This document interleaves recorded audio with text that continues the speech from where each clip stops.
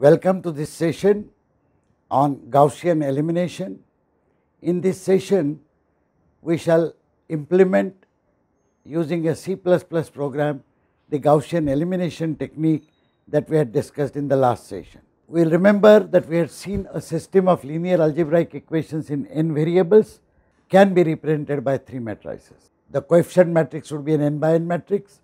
There would be an array of n variables whose values are to be determined and an array of corresponding RHS values. The Gaussian elimination technique, we recall, reduces the coefficient matrix to upper triangular form, making corresponding changes to the right hand side array, and we then use back substitution to calculate values of all variables. Here is a quick recap of some of the representation. This is the general system of linear equations in n variables represented by a matrix which will have the coefficients, the vector of unknown variables and the right hand side vector of values b0 to bn minus 1. The Gaussian elimination reduces the coefficient matrix to an upper triangular form with ones on the diagonal, and using the back substitution we shall be able to solve for the values of all the unknown variables. When a coefficient matrix is reduced to an upper triangular form, we generally get the following system: x0 plus a01 x1 plus a02 x2 etc. The last row will be simply xn minus 1 equal to bn minus 1. Please note that the values of matrix A and B will now be different from the original values, because a lot of computations have gone while we transform the original system into this system, but the back substitution can be applied to calculate values of all the variables. Just as a demo, a system of equations in two variables which we had 2x plus 4y equal to 8 and 4x plus 3y equal to 1, we can represent x by x0 and y by x1. Then we have a two dimensional matrix, 2 by 2 matrix representing these coefficients, where the coefficient values will be 2, 4, a10 is 4, a11 is 3, representing the second row or second equation. Right hand side b0 is b1 is 1, and after reducing the matrix to the upper triangular form, the coefficients will turn out to be like this, where the new values are as indicated. We had seen this last time. We now look at the program gauss.cpp, and let us see how we construct such a program. First, of course, the standard inclusion of IO stream and the declarations of variables. I, j, k will be used as index variables, as is the common practice.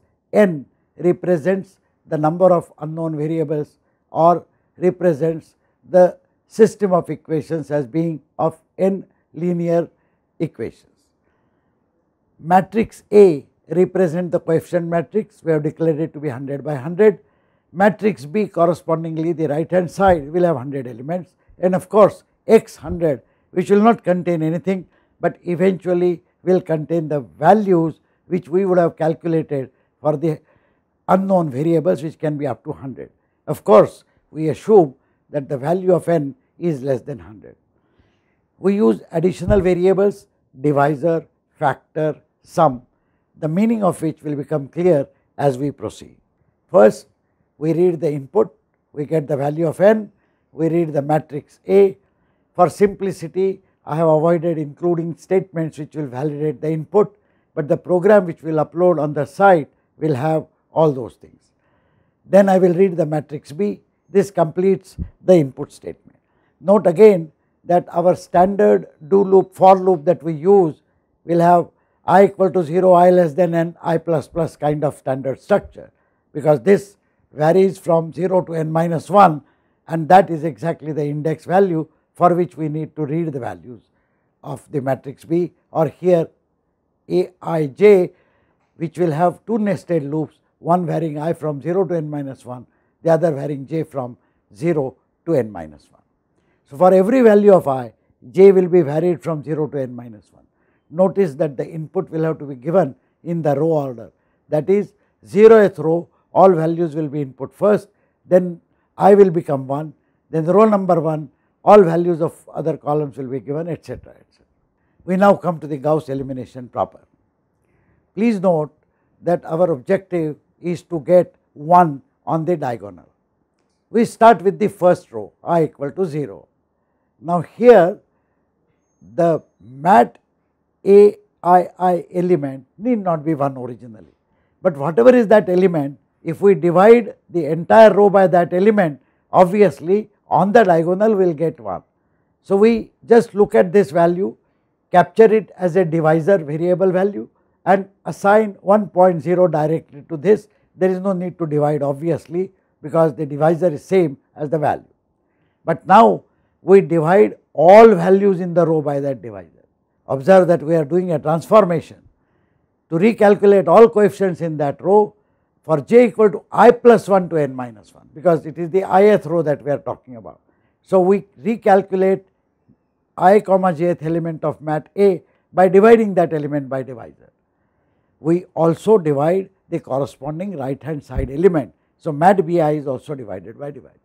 Notice what we have done. We have actually transformed the original system by replacing the 0th row by a new row, but which is derived by multiplying that 0th row, original 0th row, by a factor. In this case it is the divisor by which we are dividing.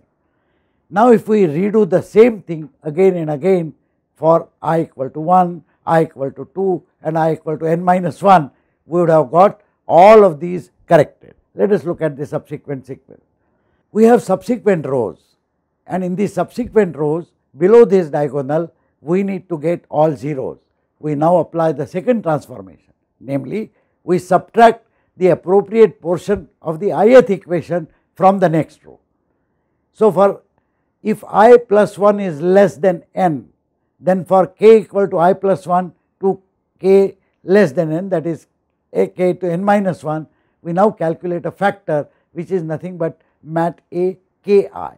This is the factor by which we have to take a portion of this row, subtract the ith equation from it. But having taken that portion, we set that to 0, because this will be the column under the I comma ith row, I comma ith element, which is going to be 1.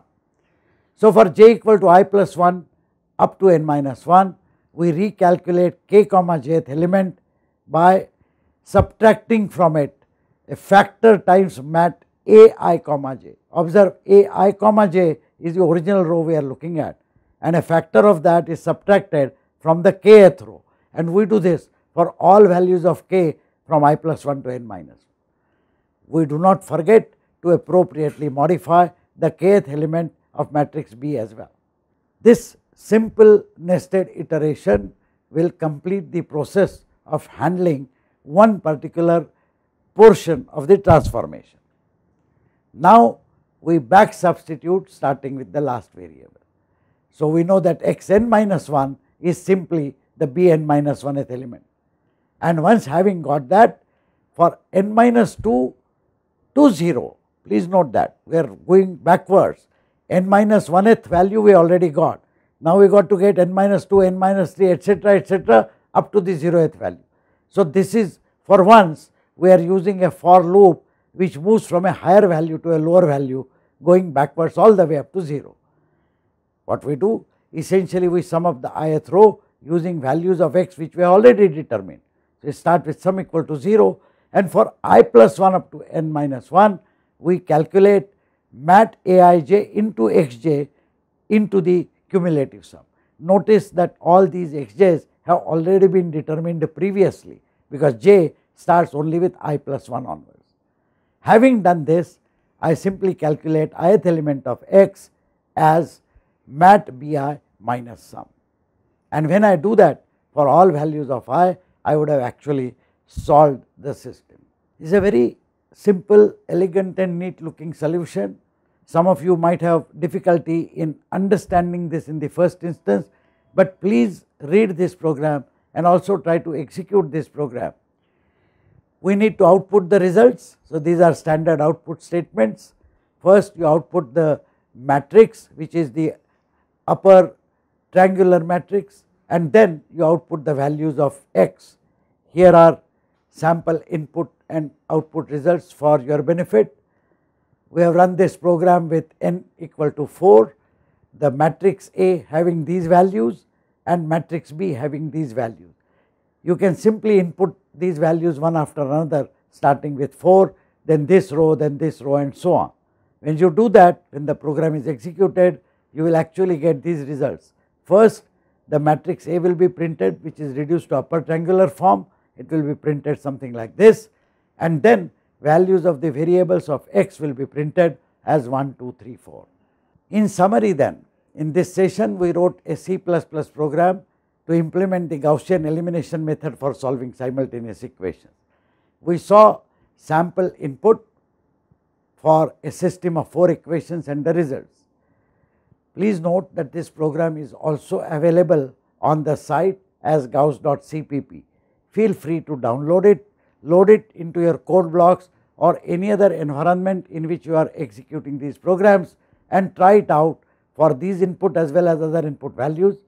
Please do look at the problems that you might get when the values that are input represent a peculiar variant of a system of simultaneous equations. Those are the issues which are left to experts in the simultaneous equations, but as far as programming is concerned, you are now equipped to write programs similar to this. Thank you.